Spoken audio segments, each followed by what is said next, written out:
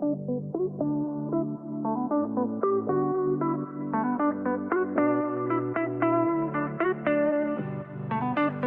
back to the Deeper 2025 podcast. I'm excited that you've joined us today. Thank you for joining us.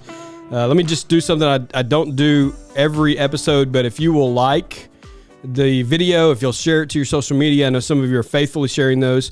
We want to be able to help as many people as we can as we read through the Bible together in 2025 in New Shores. We come today to Hebrews chapter 7. And in Hebrews chapter 7, we find this interesting character, and Jesus is compared to this interesting character named Melchizedek.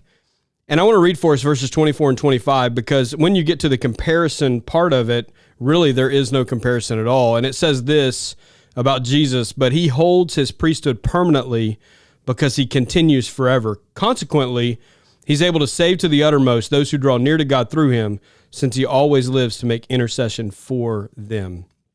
So I think about this. I think about this dynamic comparison between Melchizedek and Jesus. And in Genesis 14, if you want to go and read a little bit more about Melchizedek, I know we've been through Genesis 14 and Psalm 110, but that's where you hear about Melchizedek. But he's talked about as a king, and he's talked about as a priest. And as you think about Jesus, there is this scholarly comparison of him as being a priest and a king, but also a prophet. And so Jesus was prophet, priest, and king. But I want us to focus in on those verses I just read for us, because it says that he holds his priesthood permanently. He continues forever. Like the priesthood of Jesus never goes away. Once it was established, it is established forever. And Melchizedek and any other high priest that was out there, they only had a limited time that they were the priest. But God, in Jesus, is the priest permanently, continuing forever. But then he goes on to say, and he is able to save because of that to the uttermost those who draw near to God through him. There are people in my life that would say, I am too far from God for him to do anything for me. I'm too far from God for him to save me. But Hebrews 7:25 makes it clear that no, there is nobody that's out of the stretch of the reach of God. He's able to save to the uttermost. He's able to save the most wretched person there is. So I want us to think about this. I want us to think firstly about the fact that Jesus, at the end of those verses, it says he always lives to make intercession for us. We talked about this 2 days ago, where he is interceding on our behalf. He's praying for us. He's actively praying for us at all times. This should give us really a lot of comfort. I mean, we should be comforted in the fact, and we should have confidence in the fact that Jesus is praying for us if we choose to draw near to him. But then also just understanding the completeness of our salvation. You know, there are ones out there that would say that Jesus saves, but you also have to do this. It's Jesus' work on the cross plus something else.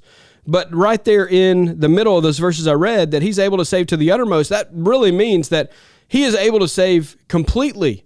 If we will draw near to God through the blood of Jesus, we will be saved completely. There is nothing we need to add to the equation when it comes to salvation. I think also we've got to appreciate when you read through all of Hebrews, this is not just a Hebrews 7 thing, this is all of Hebrews. We really need to appreciate, and when we talk about Melchizedek versus Jesus, we really need to appreciate the new covenant that we're under, the new agreement that we're under. You know, the whole Bible is written in foreshadowing or about Jesus or about his return. The whole thing is about him. The whole thing is about Jesus, the one who would come to save people from their sins. But in the Old Testament, under the Old Covenant, there was this arrangement where they had to kill animals, they had to sacrifice, they had to do all these ritualistic things. And today, we don't have to do those things because Jesus is the sacrifice once and for all. He's already paid the price. He's paid the penalty once and for all. There is no Old Covenant stuff that we have to do, and we should be grateful for that. I know some of you are sitting there saying, yeah, I'm grateful that I don't have to sacrifice animals in my backyard. Like, I'm grateful I don't have to go to the temple to sacrifice animals. It's kind of bloody. It's kind of gory. But I want us to remember in that there was the once and for all sacrifice of Jesus on the cross. And that once and for all sacrifice that Jesus made on the cross, it was bloody. It was gory. It was messy. but it was done so that we would be saved. It was done so that we would have redemption. It was done so that we would not have to carry and pay for the penalty of our sin any longer, that Jesus did that for us on the cross. And so today, as you go throughout your day, I want you to think about the fact that Jesus, even now, is praying for you because his priesthood lasts forever.